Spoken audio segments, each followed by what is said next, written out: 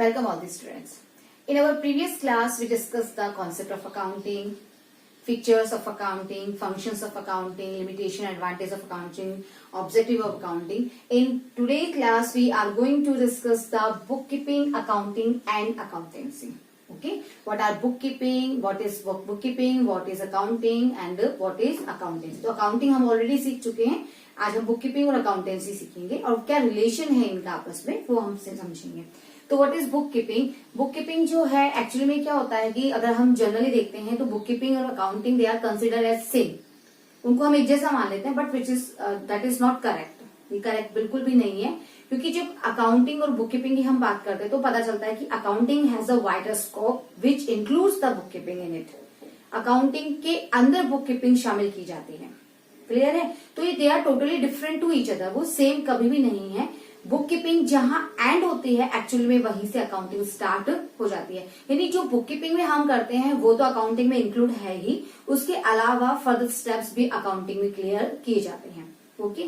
तो what is book keeping. Book keeping is a part of accounting being a process of recording financial transactions and events in the books of accounts. Okay. हम यहाँ per transaction classification का काम जो है वो हम book keeping के अंदर करते हैं. लेकिन अकाउंटिंग के अंदर उसका समराइजेशन भी किया जाता है, उसका इंटरप्रिटेशन भी किया जाता है, कम्युनिकेशन भी किया जाता है.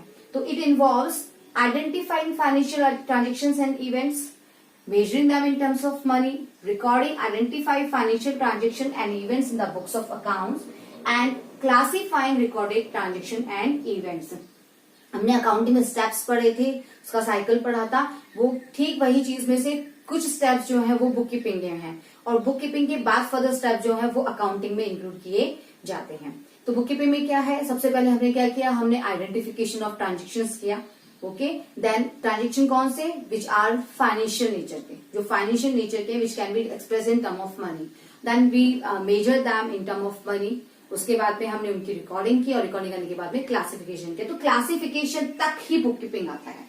बुक कीपिंग में सिर्फ क्लासिफिकेशन तक ही शामिल है. लेकिन जो अकाउंटिंग है, अकाउंटिंग इसके बाद का भी प्रोसेस है.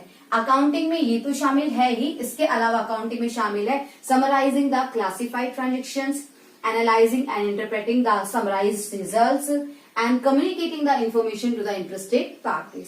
क्लियर है. तो ये है बुक कीपिंग और अकाउंटिंग का relation. Now, what is accountancy? Accountancy, it refers to a systematic knowledge of accounting principle. Okay, systematic knowledge of accounting principles and techniques on basis we record all the transaction. जब हम accounting करते हैं तो accounting करते वक्त हमें कुछ techniques follow करनी होती है, कुछ प्रिंसिपल्स फॉलो करने होते हैं, कुछ स्टैंडर्ड फॉलो करने होते हैं. वो अकाउंटिंग स्टैंडर्ड, वो अकाउंटिंग प्रिंसिपल्स, वो अकाउंटिंग टेक्निक्स जो हमें बताता है वो किसमें इंक्लूडेड है. That is accountancy. It refers to a systematic knowledge of accounting concerned with principles and techniques which are applied in accounting. Okay, तो ये है book keeping, accounting and accountancy. Book keeping क्या है. बुक कीपिंग में हम identifying, measuring, recording और classification ये step include करते हैं. इन स्टेप के बाद फर्दर स्टेप जो है अकाउंटिंग में ये तो शामिल है ही है. इसके अलावा फर्दर स्टेप जो है वो है समराइजेशन, समराइज में analysis and interpretation and then communicating the information to the interested parties. Clear है. तो जहां बुक कीपिंग एंड है वहां से अकाउंटिंग स्टार्ट है. ओके. तो आप कह सकते हो कि क्लासिफिकेशन तक का पार्ट हम बुक कीपिंग के लिए रख सकते हैं और क्लासिफिकेशन के बाद फर्स्ट स्टेप से लेकर last step communicating the information तक हम उसको अकाउंटिंग कंसिडर करते हैं. तो अकाउंटिंग में बुक कीपिंग इंक्लूडेड है.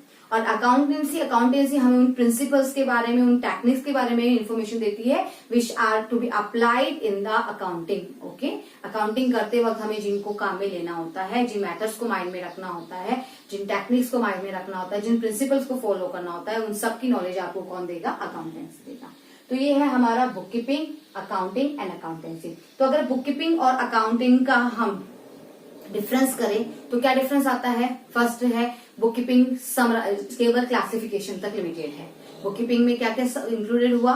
आइडेंटिफिकेशन हुआ, मेजरिंग हुआ, रिकॉर्डिंग हुआ और क्लासिफिकेशन हुआ. लेकिन अकाउंटिंग के अंदर समराइजेशन, इंटरप्रिटेशन एंड कम्युनिकेशन भी इंक्लूडेड है. क्लियर है. सेकेंड थिंग है कि ये जो है ये प्राइमरी स्टेज का वर्क है. बुक कीपिंग प्राइमरी स्टेज का वर्क है लेकिन जो आपका अकाउंटिंग है वो सेकेंडरी स्टेज का वर्क है. ओके. थर्ड ये है कि जो बुक कीपिंग है वो रूटीन जॉब का वर्क है, वो नेचर में कैसा है, रूटीन जॉब। लेकिन जो आपका अकाउंटिंग है वो एनालिटिकल जॉब है।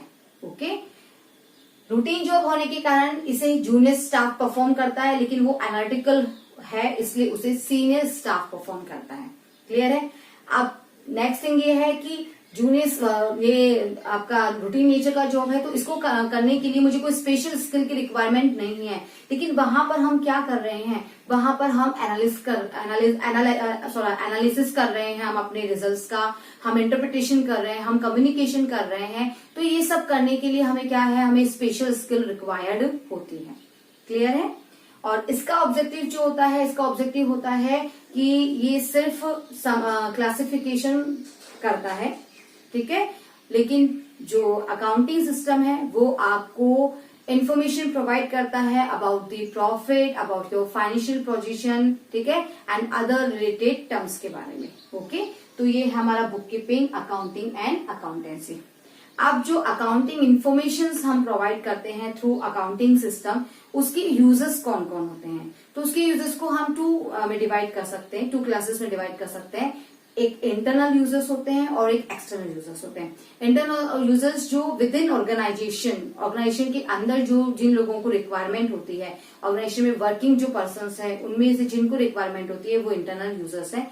और जो ऑर्गेनाइजेशन के अंदर काम नहीं करते हैं बट ऑर्गेनाइजेशन से बाहर हैं, लाइक आपके क्रिएटर्स हो गए, आपके सप्लायर, जिसे आप कह सकते, आपके सप्लायर हो गए, या फिर आपका गवर्नमेंट हो गया। ओके, तो इन सबको भी रिक्वायर इन्फॉर्मेशन होती है, इन्वेस्टर्स हो गए आपके, तो इन सबको भी इन्फॉर्मेशन रिक्वायर्ड होती है, क्योंकि ये अपना डिसीजन उसी बेसिस पर लेते हैं।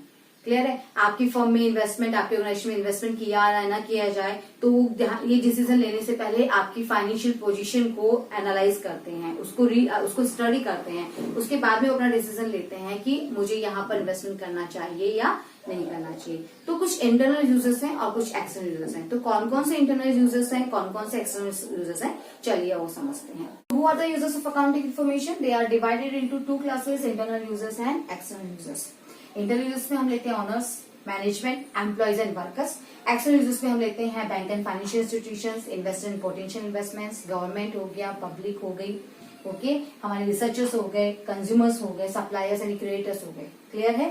तो ये सबको क्या रिक्वायरमेंट होती है अकाउंटिंग इन्फॉर्मेशन की, हम डिस्कस करते हैं। First honours. ऑनर्स कौन है? Owners who have invested the capital in the business, who has started the business. Owner ही वो पर्सन है जिसने बिजनेस को स्टार्ट किया है, जिसने बिजनेस में कैपिटल इन्वेस्टमेंट किया है, और who is taking the risk involve in the business. सारे रिस्क भी उसी की है, तो ऑब्वियसली उसका इंटरेस्ट रहेगा ये जानने में कि how much profit he has earn during the year और how much loss they have suffered. कितना प्रॉफिट हुआ है, कितना लॉस हुआ है। तो they want to know about the profit और loss at the end of the year. और ये इन्फॉर्मेशन इन्हें कौन प्रोवाइड करता है? This information is provided by the accounting system.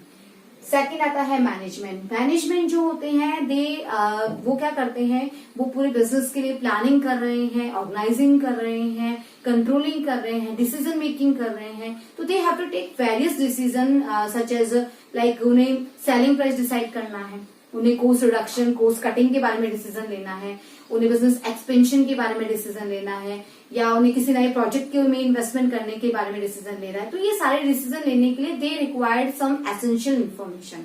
और ये इन्फॉर्मेशन उन्हें कौन प्रोवाइड करता है? ये इन्फॉर्मेशन प्रोवाइड करता है हमें अकाउंटिंग सिस्टम, कि लाइक हमारा अर्निंग कैपेसिटी कितना इंक्रीज हुआ है, प्रॉफिट हमारे कितने शो हो रहे हैं, क्लियर है, कितने हमारे पास रिजर्व्स क्रिएट हो गए हैं। तो इन सबके बेसिस पर ही वो अपने डिसीजन लेते हैं। नेक्स्ट आता है आपका एम्प्लॉयज एंड वर्कर्स। एम्प्लॉयज और वर्कर्स जो किसी भी ऑर्गेनाइजेशन के अंदर काम कर रहे हैं, उनको क्या रिक्वायरमेंट होती है अकाउंटिंग इन्फॉर्मेशन की? तो देखिए, एम्प्लॉयज और worker they get the bonus at the end of the year which is linked to the profit earn by the organisation. Employees और वर्कर को जो बोनस मिलता है ईयर एंड पे, वो हमेशा प्रॉफिट से जुड़ा होता है। प्रॉफिट अगर इंक्रीज होंगे, बोनस भी इंक्रीज होगा। प्रॉफिट अगर अच्छे नहीं है, लॉस हो रहा है, तो बोनस भी नहीं मिलेगा। क्लियर है। तो they want to know the profit और losses are not incurred by the organization. और ये इन्फॉर्मेशन उन्हें कहां से मिलती है? इन्फॉर्मेशन उन्हें फाइनेंशियल स्टेटमेंट से मिलती है, अकाउंटिंग इन्फॉर्मेशन उन्हें चाहिए होती है। इसके अलावा क्या होता है कि जब कोई ऑर्गेनाइजेशन में वर्कर्स काम करते हैं तो उस ऑर्गेनाइजेशन को क्या करना पड़ता है, कुछ कंट्रीब्यूशन करना पड़ता है टूवर्ड्स एम्प्लॉयज प्रोविडेंट फंड और एम्प्लॉयज स्टेट इंश्योरेंस में, उनके इंश्योरेंस में और उनके प्रोविडेंट फंड में कंट्रीब्यूशन करना होता है ऑर्गेनाइजेशन को, which is reflected by the financial statements, which is reflected by the balance sheet. Clear है? तो हम कितना कंट्रीब्यूशन उन्होंने किया है, कितना नहीं किया है, ये जानने के लिए, वेदर दे आर कंट्रीब्यूटिंग और नॉट, ये जानने के लिए भी वर्कर्स और एम्प्लॉयज को रिक्वायरमेंट होती है फाइनेंशियल इंफॉर्मेशन की। राइट? तो ये तो थे हमारे internal users. Now we are taking external users. First is bank and financial institutions. Bank, yes, they play a very important role in the growth of the business because they provide loan to a business entity. किसी business को start करने के लिए सारा money जो है owners capital से arrange नहीं होता है, हमें वो बोरोड फंड की भी रिक्वायरमेंट होती है और ये बोरोड फंड हमें कौन प्रोवाइड करते हैं, हमें बैंक प्रोवाइड करते हैं, वो हमें लोन प्रोवाइड करते हैं। क्लियर है? तो वो लोन प्रोवाइड कर रहे हैं तो they want to know about the business performance, about the success of the project in which they have invested, उसकी सक्सेस के बारे में वो जानना चाहते हैं ताकि वो विश्वास कर सके कि जो लोन उन्होंने प्रोवाइड किया दैट इज सेफ। क्लियर है? वो लोन सेफ है, उसकी टाइम से रिकवरी हो जाएगी और जो इंटरेस्ट है वो इंटरेस्ट का भी पेमेंट टाइम टू टाइम मिलता रहेगा। तो इसलिए उन्हें अकाउंटिंग इन्फॉर्मेशन की रिक्वायरमेंट होती है ताकि वो जान सके परफॉर्मेंस के बारे में, बिजनेस ऑर्गेनाइजेशन की सक्सेस के बारे में, उसकी ग्रोथ के बारे में। क्लियर है? नेक्स्ट आता है investors and potential investors. Investors जो क्या करते हैं, इन्वेस्टर्स किसी भी बिजनेस ऑर्गेनाइजेशन में, बिजनेस एंटिटी में इन्वेस्टमेंट करने का डिसीजन लेते हैं। ठीक है? वो अपना मनी जो है वो किसी प्रोजेक्ट में इन्वेस्ट करते हैं और जब इन्वेस्टमेंट करते हैं तो वहां पर रिस्क होता है। क्लियर है?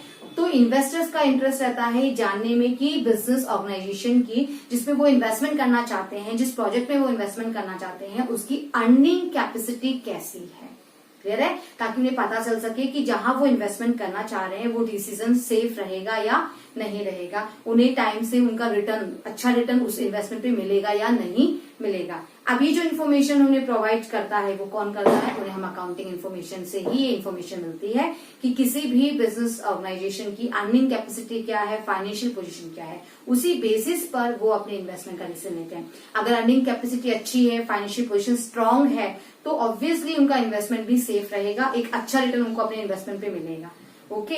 लेकिन अगर बिजनेस का अर्निंग कैपेसिटी अच्छा नहीं है, ठीक है, या उसकी फाइनेंशियल पोजीशन बहुत अच्छी नजर नहीं आ रही, तो इसका मतलब ये है कि यहाँ पर इन्वेस्टमेंट करने में रिस्क हो सकता है।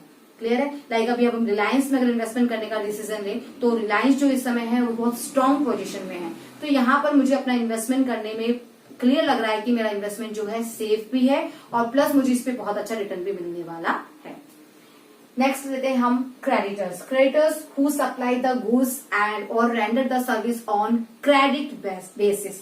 क्रेडिटर्स ही वो हैं जो आपको गुड्स सप्लाई करते हैं, आपको सर्विस रेंडर करते हैं, किस पे, लेकिन क्रेडिट बेसिस पे, उधार में आपको माल बेच रहे हैं। क्लियर है? और हम जानते हैं कि there are a large number of creditors.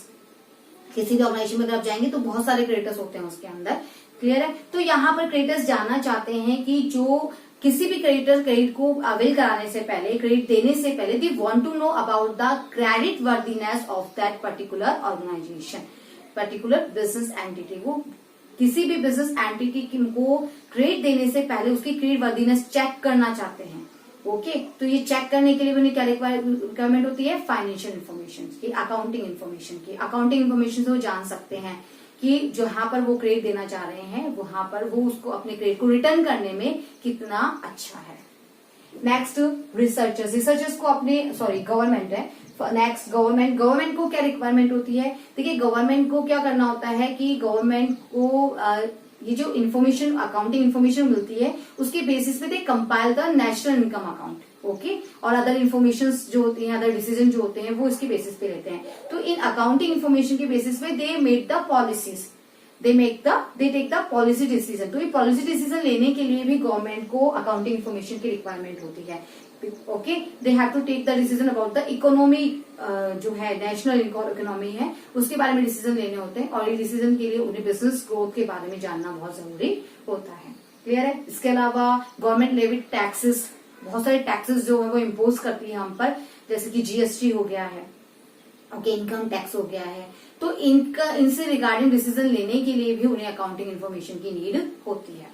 Researchers होते हैं, को अपने रिसर्च वर्क के अंदर अकाउंटिंग इन्फॉर्मेशन चाहिए होती है। कंज्यूमर्स कौन होते हैं? कंज्यूमर्स वो होते हैं जो आपकी गुड्स को, आपकी सर्विस को बाय करते हैं, परचेज करते हैं। क्लियर है? अब कंज्यूमर्स को क्या इंटरेस्ट होगा इसके अंदर? देखिए, कंज्यूमर्स क्या करते हैं, वो फाइनेंशियल स्टेटमेंट के थ्रू ये जानने की कोशिश करते हैं कि कॉस्ट रिडक्शन जो हुआ है कितना हुआ है, क्योंकि कॉस्ट रिडक्शन का मतलब है कि जिस गुड्स को वो परचेज कर रहे हैं उसका सेलिंग प्राइस भी क्या होगा, उसका परचेजिंग प्राइस भी जो क्या होगा वो रिड्यूस होगा।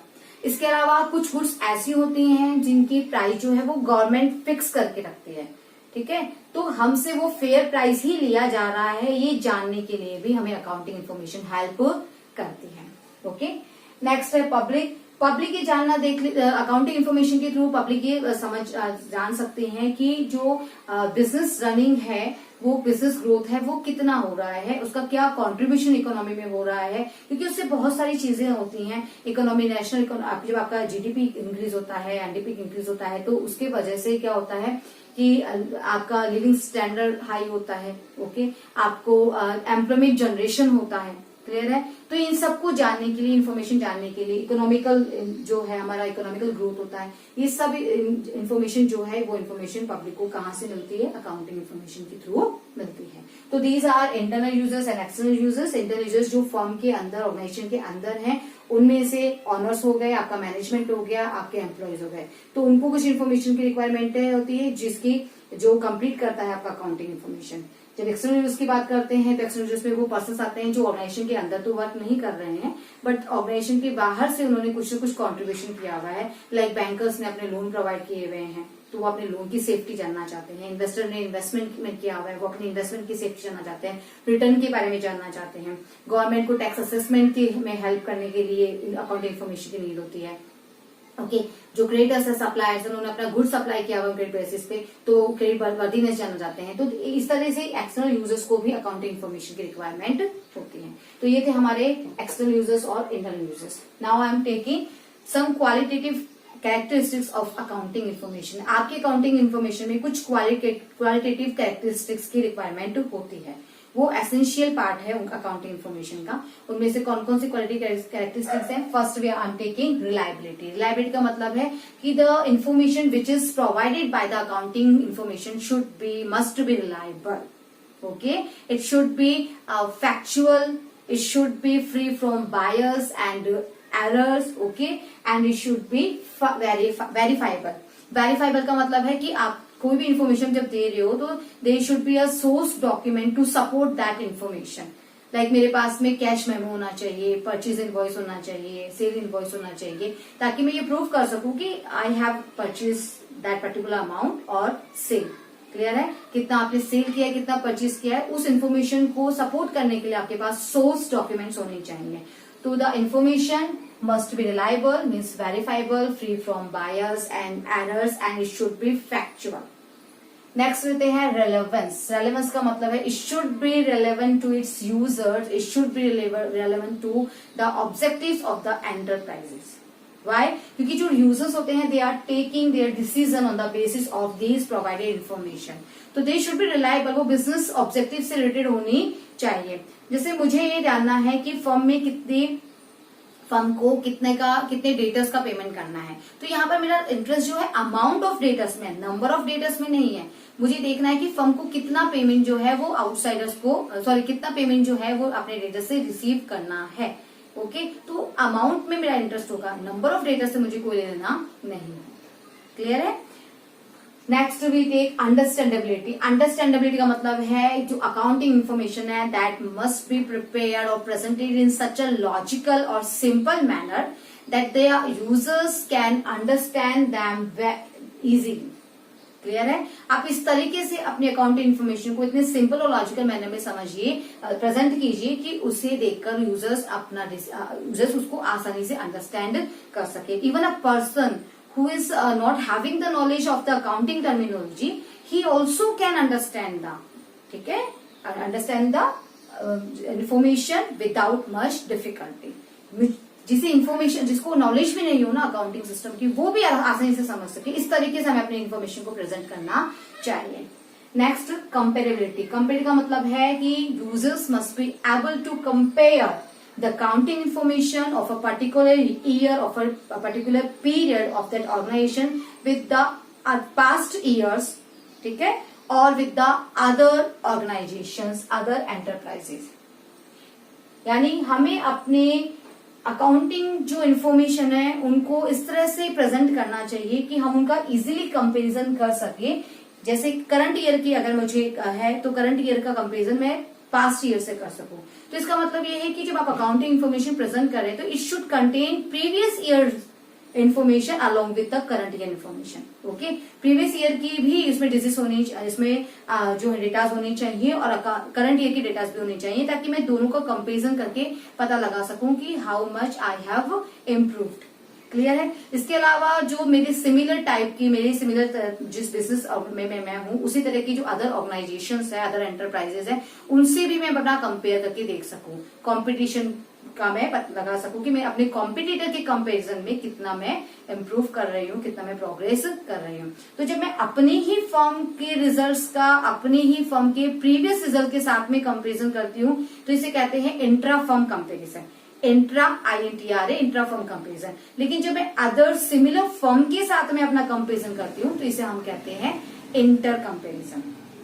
ओके, इंट्रा फर्म का कंपैरिजन और इंटर फर्म कंपैरिजन। क्लियर है। तो ये कुछ 4 क्वालिटेटिव कैरेक्टरिस्टिक्स हैं जो आपके अकाउंटिंग इन्फॉर्मेशन में होनी चाहिए और ये बहुत इंपॉर्टेंट है, आपको ध्यान से इसको पढ़ना है। आपके बाद आपसे किसी भी तरह से क्वेश्चन पूछा जा सकता है, आपको कोई स्टेटमेंट दिया जा सकता है या आपको कोई केस दिया जा सकता है और पूछा जा सकता है कि इसमें कौन सी क्वालिटेटिव कैरेक्टरिस्टिक्स जो है वो लैक कर रही है या हम यहाँ पे किस क्वालिटी कैरेक्टरिस्टिक्स की बात कर रहे हैं। ओके, तो ये था हमारा क्वालिटेटिव कैरेक्टरिस्टिक्स। नाउ अब हम लेंगे कि हम जो अकाउंटिंग है हमारा, वो हम कितने, हमारे अकाउंटिंग कितने अकाउंटिंग सिस्टम है।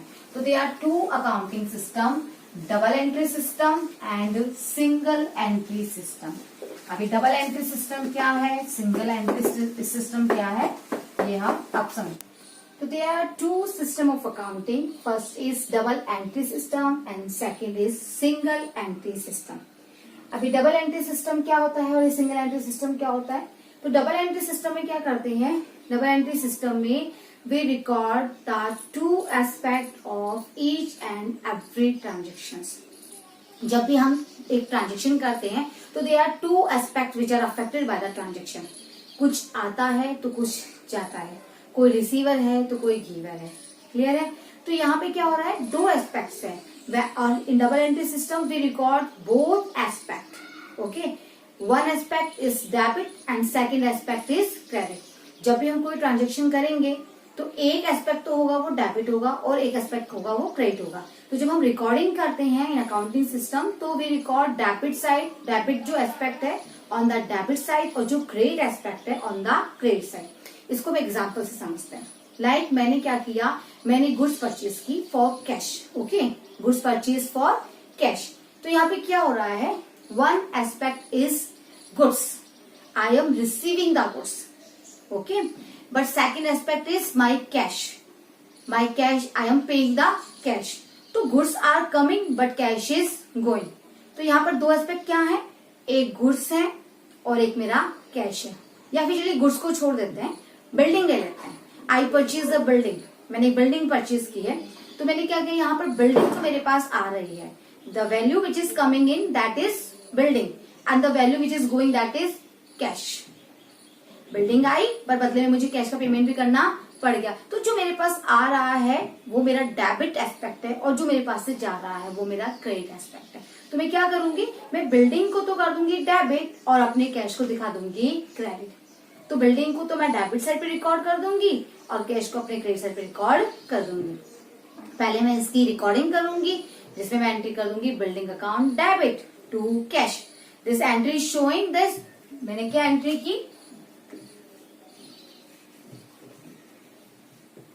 Building account debit to cash account. ठीक है, यहाँ पे क्या हो रहा है, बिल्डिंग तो मेरे पास आ रही है तो जो वैल्यू मेरे पास आती है दैट विल बी डेबिटेड और जो जा रहा है आई एम पेइंग कैश।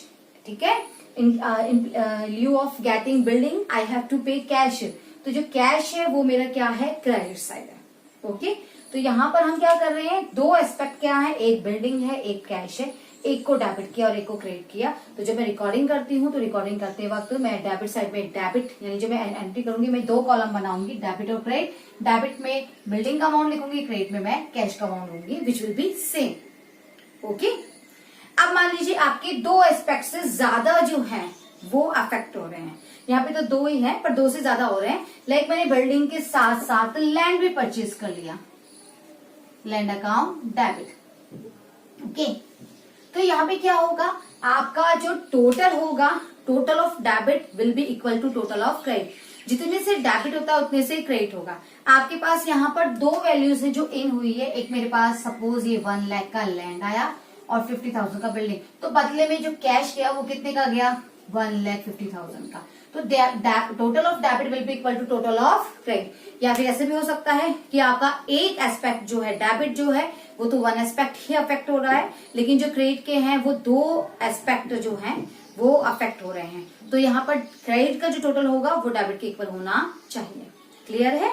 यही है हमारा डबल एंट्री सिस्टम, जहां पे हम ईच और एवरी ट्रांजेक्शन को जब रिकॉर्ड करते हैं तो we record both aspect which are affected by the transaction.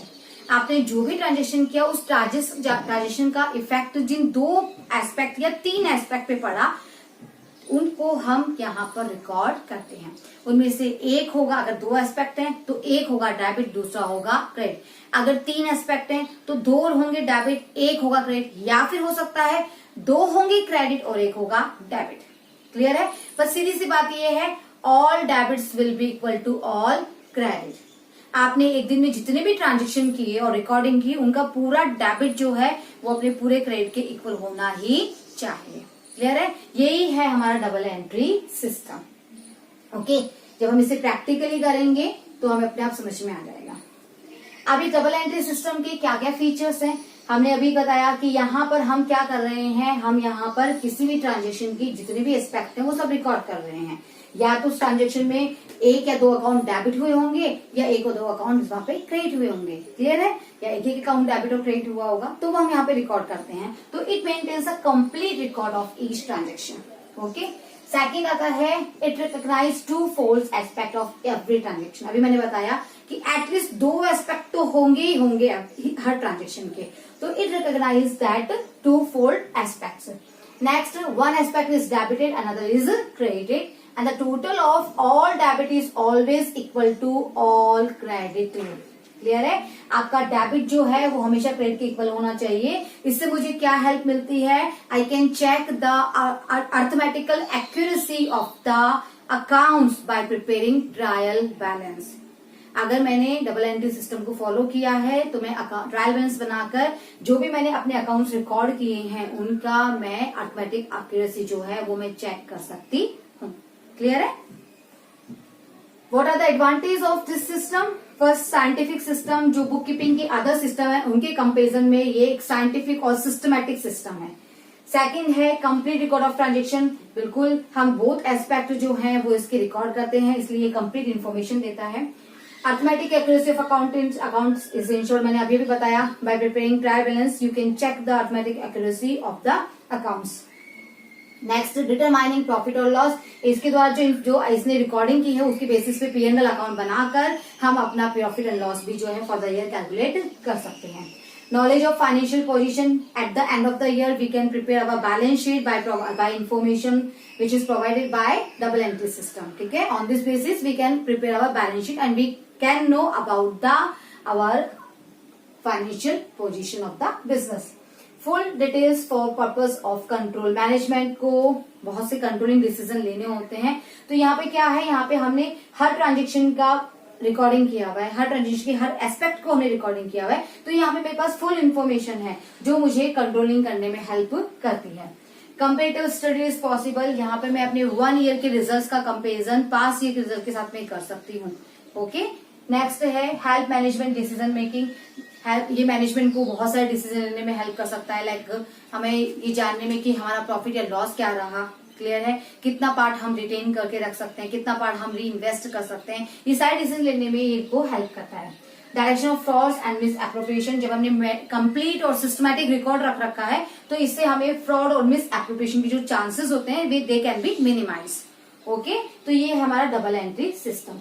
Second system जो है वो सिंगल एंट्री सिस्टम है, जिसे हम इनकम्प्लीट डबल एंट्री सिस्टम भी कह सकते हैं या फिर हम इनकम्प्लीट रिकॉर्डिंग भी कहते हैं। यानी in this system double entry system is not followed.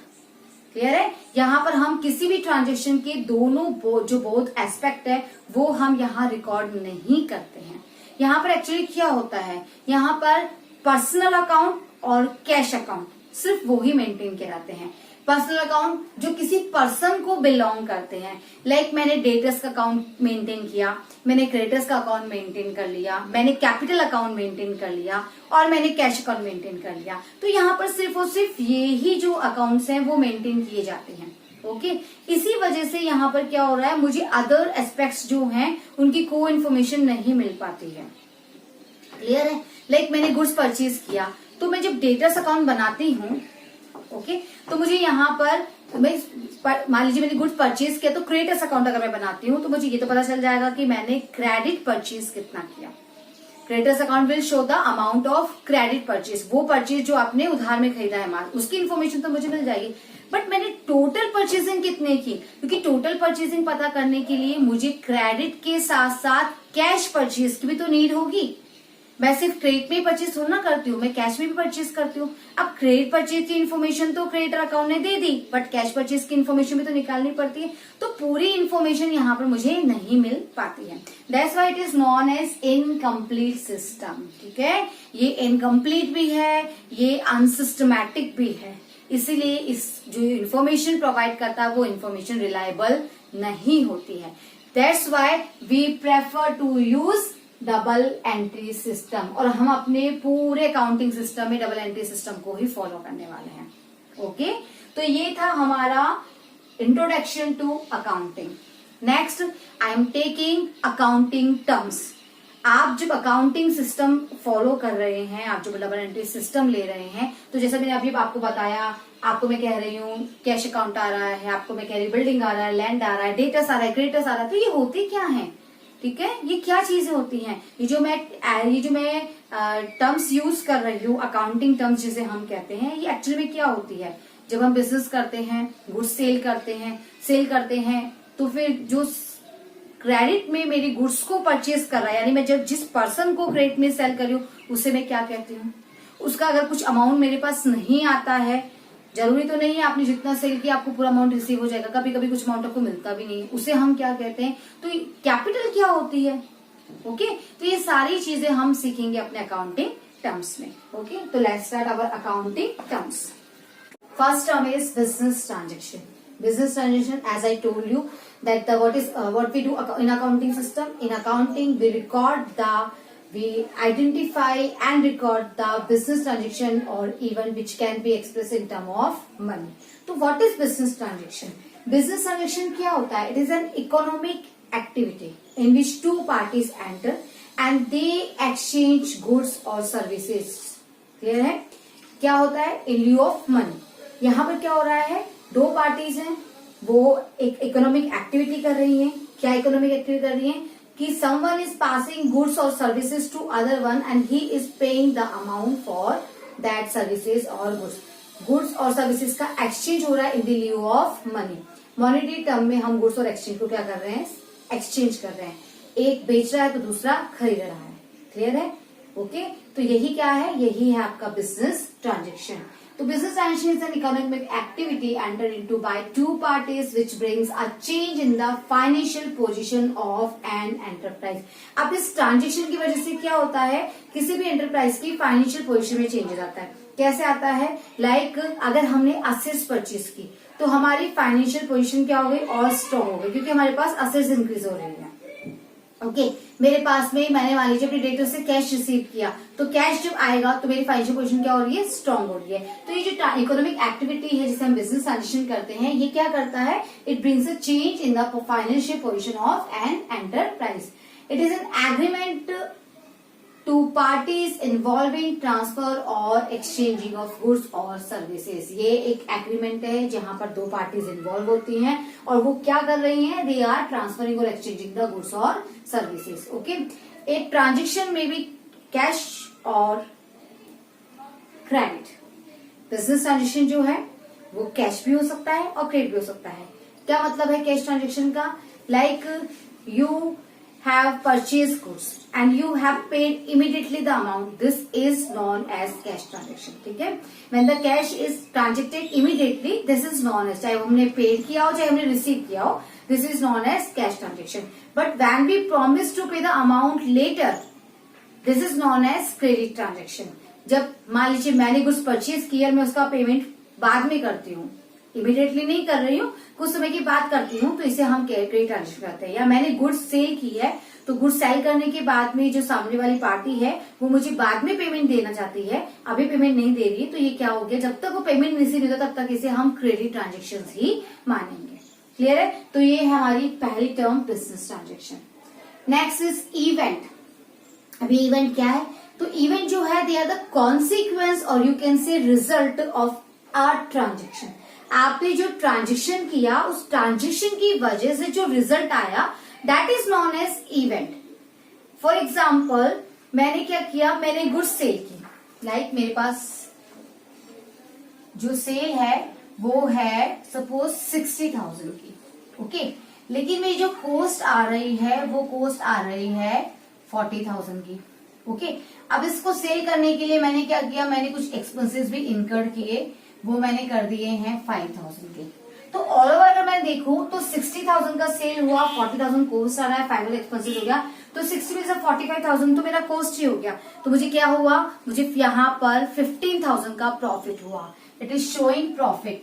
मैं ये 5,000 इसमें से लेस करूं, ऐड करके टोटल कॉस्ट हो गया 40 प्लस 5 45, 60 में से जब हम लेस करेंगे तो जो रिजल्ट आता है वो होगा 15,000 का प्रॉफिट। तो ये जो प्रॉफिट के गेन आ रहा है जो है, इसे ही हम क्या कहते हैं, इसे ही हम इवेंट कहते हैं। क्लियर है? नेक्स्ट हम लेते हैं अकाउंट। अकाउंट क्या है? अकाउंट क्या है? इट इज अ रिकॉर्डिंग और you can say that when all business transactions are recorded under a particular head, that is known as account. जब हम किसी भी बिजनेस ट्रांजेक्शन को उसके रिलेटेड हेड के अंदर शो करते हैं उसे हम कहते हैं अकाउंट। लाइक मैं कैश अकाउंट बना रखा है, अब मैं क्या करूंगी, जितने भी कैश रिलेटेड ट्रांजेक्शन है, वेदर कैश इज पेड और कैश इज रिसीव्ड, चाहे कैश आया हो चाहे कैश गया हो, मैं उसे कहाँ शो करूंगी, मैं उसे कैश अकाउंट के हेड के अंदर शो करूंगी। ये फर्क है, अलग है कि वहां पर वो डेबिट होता है या फिर क्रेडिट होता है। तो जब मैं कैश से रिलेटेड सारे ट्रांजेक्शन को कैश अकाउंट के अंदर दिखा रही हूँ, इसे हम कहते हैं अकाउंट। या फिर मान लीजिए मिस्टर राम है, तो मिस्टर राम से रिलेटेड जितने भी ट्रांजेक्शन होंगे वो मिस्टर राम के अकाउंट में दिखाए जाएंगे, इसे ही कहते हैं हम अकाउंट। नेक्स्ट आता है आपका कैपिटल। Very important. कैपिटल क्या है?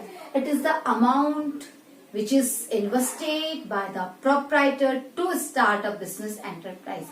किसी भी बिजनेस एंटरप्राइज को स्टार्ट करने के लिए जो आप इन्वेस्टमेंट करते हो, that is known as capital. Clear है? अब ये जो कैपिटल आपने इन्वेस्ट किया है, it may be in the form of cash और may be in the assets. आप चाहे तो कैश में भी लगा सकते हैं, आप चाहे तो एसेट्स के थ्रू भी इन्वेस्टमेंट कर सकते हैं। लाइक मैंने अपना बिजनेस स्टार्ट किया, सपोज मैंने अपना एक स्कूल खोला। ओके, तो उस स्कूल के लिए मैंने क्या किया, मैंने उस स्कूल के लिए मैंने उसमें इन्वेस्टमेंट किया कैश का। मैंने उसके लिए बिल्डिंग इन्वेस्ट की, मेरे पास एक बिल्डिंग थी, मैंने उस बिल्डिंग में अपना स्कूल स्टार्ट किया। तो मैंने क्या किया, मैंने वहां पर कैश भी इन्वेस्ट किया, मैंने वहां पर बिल्डिंग भी इन्वेस्टमेंट की। ओके, और मैंने फर्नीचर रखा हुआ था मेरे पास में, मैंने फर्नीचर, तो मैंने कैश, बिल्डिंग और फर्नीचर के साथ में क्या किया, बिजनेस स्टार्ट किया। या फिर मैं अपने गारमेंट्स का बिजनेस करना चाहती हूँ, मेरे पास एक एंसेस्टर प्रॉपर्टी है, ठीक है, वो उसमें एक शोरूम बना हुआ है, तो मैंने क्या किया, बिल्डिंग बनी हुई है, मैंने उस बिल्डिंग को यूज किया अपने बिजनेस के अंदर। तो बिल्डिंग मेरे पास मैंने यूज किया, और मेरे पास कुछ पुराना फर्नीचर रखा हुआ था, रैक्स रखी हुई थी, मैंने उसे यूज किया अपने बिजनेस को स्टार्ट करने के लिए, और मैंने मनी इन्वेस्ट किया। क्लियर है? तो ये जो मैंने इन्वेस्टमेंट किया in the form of cash, in the form of building, in the form of furniture, this is known as capital. Okay, तो It refers to the amount invested by the proprietor in a business enterprise, which may be in the form of cash, goods, or assets. For the firm, it is a liability towards proprietor. Firm के view से अगर हम देखें तो ये क्या है, ये लाइबिलिटी है जो फर्म की टूवर्ड्स किसके है, टूवर्ड्स प्रोप्राइटर है. ऐसा क्यों है? तो देखिए, पहली बात तो हम जब रिकॉर्डिंग करते हैं, हम जब ट्रांजेक्शन्स रिकॉर्ड करते हैं तो कभी भी हम प्रोप्राइटर के व्यू से ट्रांजेक्शन रिकॉर्ड नहीं करते हैं. हम हमेशा उस फर्म के व्यू से रिकॉर्डिंग करते हैं जिस फर्म के नाम से बिजनेस किया जा रहा है. Okay, first thing. अब जो फर्म है वो क्या करती है, वो तो अपने ही ऑनर को भी एज अ क्रेडिटर ट्रीट करती है. ऐसा वो क्यों करती है, एक लायबिलिटी वो क्यों मानती है? तो देखिए, उसका रीजन है, हमारा एक प्रिंसिपल है बिजनेस एंटिटी प्रिंसिपल, जो ये कहता है कि business has a separate and distinct entity from its proprietor. Business की अपने प्रोप्राइटर से एक अलग पहचान है.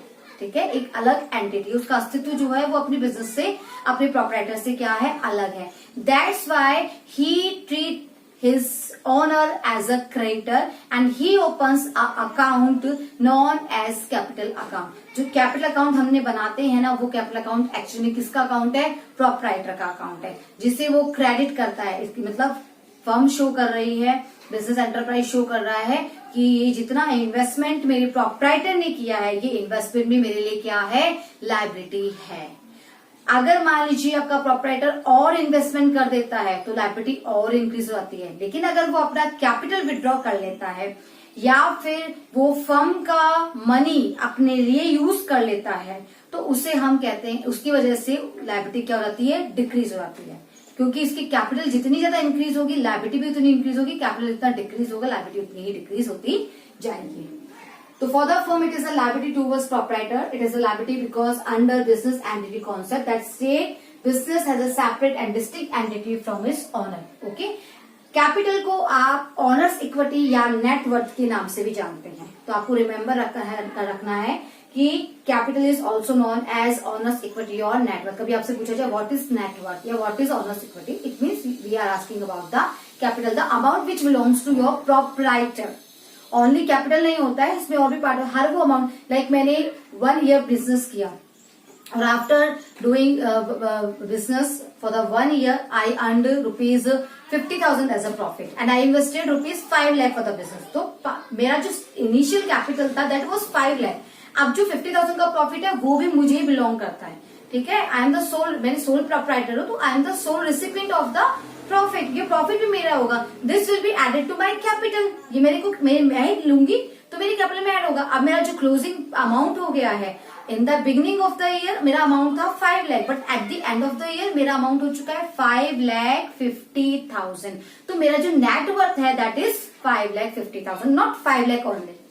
समझ में आ रहा है? स्टार्टिंग में जब आपने जितना इन्वेस्टमेंट किया वो आपका कैपिटल है, बट एक ईयर या आफ्टर 2 ईयर या 3 ईयर, एवरी ईयर, जैसे ईयर टू ईयर आप बिजनेस करते जाते हैं, आपके प्रॉफिट्स जो हैं वो आपकी कैपिटल को इंक्रीज करते जाएंगे, आपकी जो लॉसेज हैं वो आपकी कैपिटल को डिक्रीज करते जाएंगे.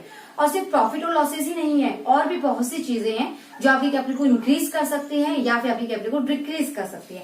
We will discuss them later. लेकिन फिलहाल इतना ही समझना है आपको कि capital is also known as owners equity, proprietors fund और net worth. Next is drawings. Okay, एक सेकंड.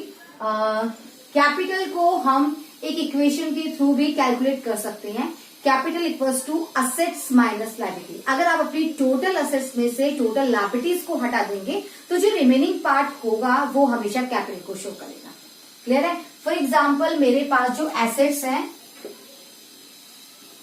वो 5 लाख की हैं और जो लायबिलिटी है वो 3,50,000 है. अब मुझे पता करना है कि मेरे कैपिटल कितना है, तो आपको क्या करना है, असेट्स माइनस लायबिलिटी. आपके सामने आपकी कैपिटल आ जाएगी जो होगी 1,50,000. ओके, तो ये है आपकी owners equity. Next, drawings. Drawings क्या होती है? When a proprietor invests the money in the business, this is known as capital. Okay? अपनी कैपिटल को अगर वो निकालना चाहे तो वो निकाल सकता है.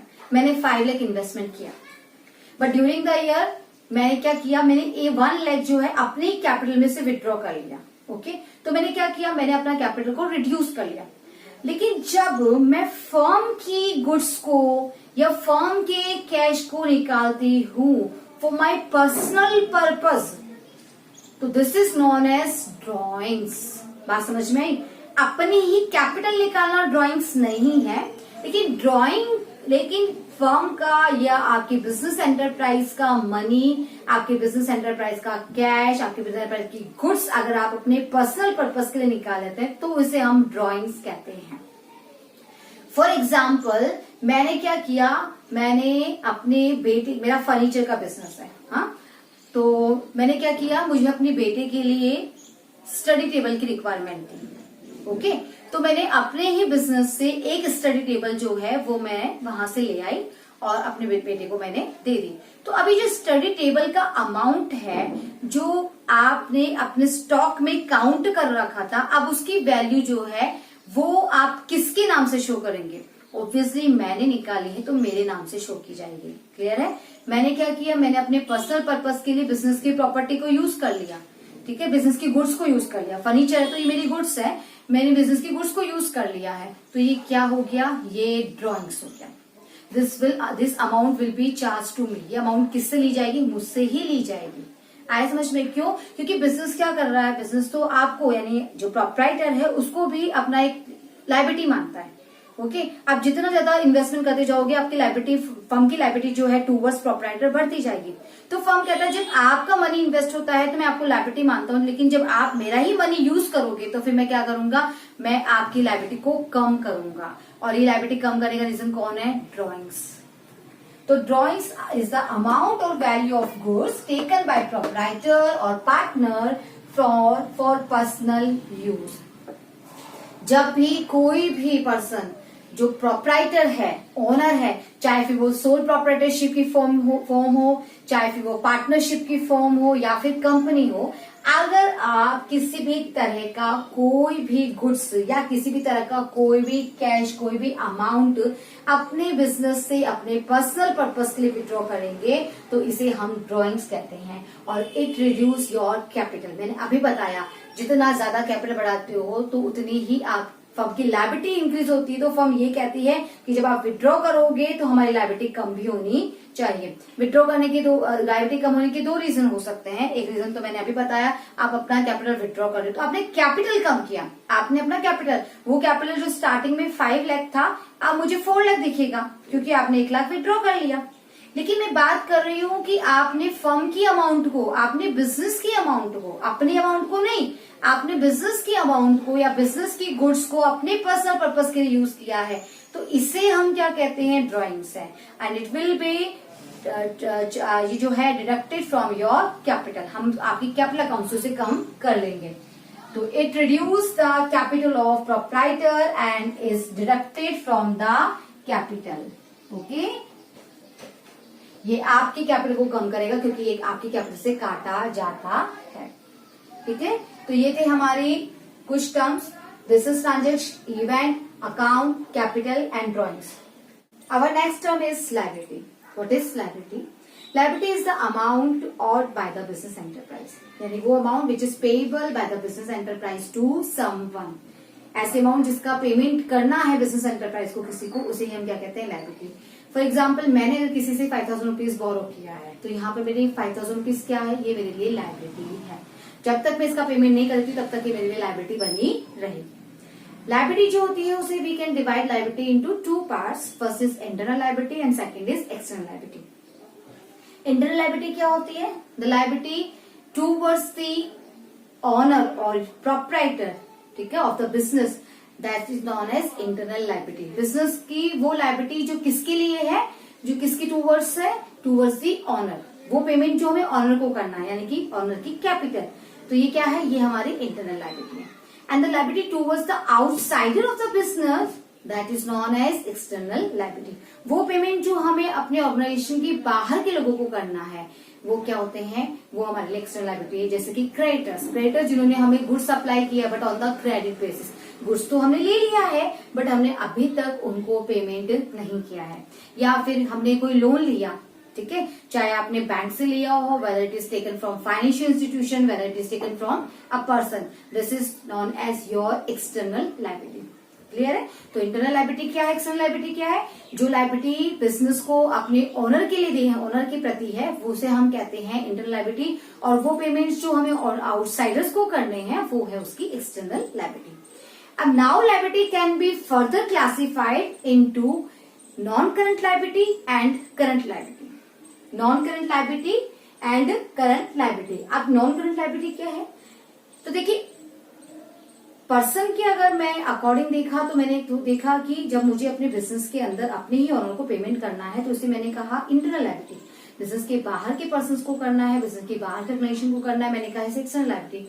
लेकिन जब मैं ड्यूरेशन के अकॉर्डिंग देखती हूँ कि मैं लोन ले रही हूँ, कितने टाइमिंग के लिए ले रही हूँ, if I am taking a loan for 1 year only, 1 साल के लिए, within 1 year I am going to pay that particular liability, तो ये क्या कहलाती है? ये है मेरी करंट लायबिलिटी। 1 साल में जिसका पेमेंट होगा वो करंट लायबिलिटी होगा। बट मोर देन 1 year में अगर मुझे किसी लायबिलिटी का पेमेंट करना होगा तो इसे हम कहेंगे नॉन करंट लायबिलिटी। क्लियर है? मोर देन 1 year। अभी ईयर कौन है? ये मेरा अकाउंटिंग पीरियड है। मैं जिस अकाउंटिंग पीरियड के लिए अब ये ट्रांजेक्शन रिकॉर्ड कर रही हूँ, जो फाइनेंशियल मैंने ऑप्ट किया है, हम उस फाइनेंशियल ईयर के अंदर जो पेमेंट कर देंगे उसे हम कहेंगे करंट लायबिलिटी। जो फाइनेंशियल की बात किए जाएंगे उसे हम कहते हैं नॉन करंट लायबिलिटी। हम अपना फाइनेंशियल ईयर क्या लेते हैं? April to March. Our financial year start from 1 April and ends at 31 March. तो 1 अप्रैल से लेकर 31 मार्च के बीच में अगर मैं पेमेंट कर देती हूँ, ठीक है, विद इन दिस पीरियड में अगर पेमेंट करती हूँ तो इसे हम कहते हैं करंट लायबिलिटी। लेकिन अगर मुझे इसका पेमेंट मोर देन 1 year यानी इस ईयर के बाद में करना है तो मैं इसे कहूंगी नॉन करंट लायबिलिटी। तो what is a non current liability? It refers to the liability which is payable after a period of more than 1 year, more than 1 year which is your accounting period. Okay, I am talking about year, this year is your accounting period, your financial year. Okay, for example long term loan, आपने क्या किया है? आपने 5 साल के लिए loan लिया है, तो ये क्या है? ये आपकी लॉन्ग टर्म लायबिलिटी है। आपने डिबेंचर्स जो है इशू किए हैं। डिबेंचर्स एक तरीका होता है लोन अरेंज करने का थ्रू द पब्लिक। तो आपने क्या किया है? डिबेंचर्स के थ्रू आपने लोन लिया है, और डिबेंचर जो होते हैं वो मोर देन 1 year के लिए होते हैं। तो these are known as your non current liability. Now what is current liability? The current liability is that liability which is payable within 12 months from the accounting period. आपका accounting period जो खत्म हो रहा है उसके 12 महीने के अंदर, 12 months के अंदर, ठीक है, within 12 months if you are paying your liability, that is known as current liability. Like creditors हो गए, क्रेडिटर्स जिनसे आपने गुड्स बोरो, जो गुड्स जो है वो क्रेडिट बेसिस पे परचेज किया है, गुड्स तो ले ली बट पेमेंट अभी नहीं किया। ओके, आप फ्यू मंथ्स में पेमेंट करने वाले हैं। बैंक ओवरड्राफ्ट हो गया। बैंक ओवरड्राफ्ट क्या होता है? ये बैंक जब शॉर्ट टर्म पीरियड के लिए मुझे एक लोन प्रोवाइड करता है ना, तो इसे हम ओवरड्राफ्ट कहते हैं। एक्चुअली में क्या होता है, जब मैं बैंक में अपना अकाउंट ओपन करती हूँ तो उस अकाउंट में मैं डिपॉजिट भी करती हूँ, विड्रॉ भी करती हूँ। अब कई बार क्या होता है, मेरे अकाउंट में मनी तो कम है और मुझे विड्रॉ ज्यादा करना होता है। लाइक मेरे अकाउंट में 5000 रुपीज है लेकिन मुझे विड्रॉ करना है 8000। तो बैंक मुझे क्या फैसिलिटी देता है? वो मुझे इस बात की फैसिलिटी देता है कि I can withdraw more than my deposit amount. मैं अपनी डिपॉजिट अमाउंट से शॉर्ट पीरियड के लिए अमाउंट विड्रॉ कर सकती हूँ। तो मैंने क्या किया? मैंने अपना 8000 विड्रॉ कर लिया। अब 5000 तो जो था वो मेरा अमाउंट था, बट 3000 जो था वो बैंक ने मुझे लोन प्रोवाइड कर दिया, विच विल बी पेड सुनर इन द जो भी पीरियड है, लाइक 2 months का, 3 months का। जैसे ही मैं डिपॉजिट करवाऊंगी कोई भी मनी, बैंक पहले अपना वो 3000 रुपीज डिडक्ट करेगा, उसके बाद रेस्ट मनी मेरे अकाउंट में वो डिपॉजिट करेगा। क्लियर है? बैंक ओवरड्राफ्ट हो गया, या आपने शॉर्ट पीरियड के लिए किसी का लोन लिया, तो ये क्या है? ये लायबिलिटी है, यानी वो अमाउंट जो एक बिजनेस एंटरप्राइज को पेड करना है किसी को। अब वो कोई कौन हो सकता है? वो फर्म का प्रोप्राइटर भी हो सकता है, तो फर्म के आउटसाइडर भी हो सकते हैं। हम लॉन्ग पीरियड के लिए भी लायबिलिटी ले सकते हैं, यानी लोन ले सकते हैं, बोरो कर सकते हैं। तो हम शॉर्ट पीरियड के लिए भी कर सकते हैं। शॉर्ट पीरियड मतलब विद इन 1 year। ओके, तो जो मोर देन 1 year के लिए है वो लॉन्ग टर्म लायबिलिटी कहलाती है, जिसे हम नॉन करंट लायबिलिटी कहते हैं। ओके, और जो विद इन 1 year में पेमेंट की जाने वाली है उसे हम करंट लायबिलिटी कहते हैं। तो ये था हमारा कुछ टर्म्स जो मैंने यहाँ लिए हैं। Rest term we will discuss in our next class. Okay, thank you so much.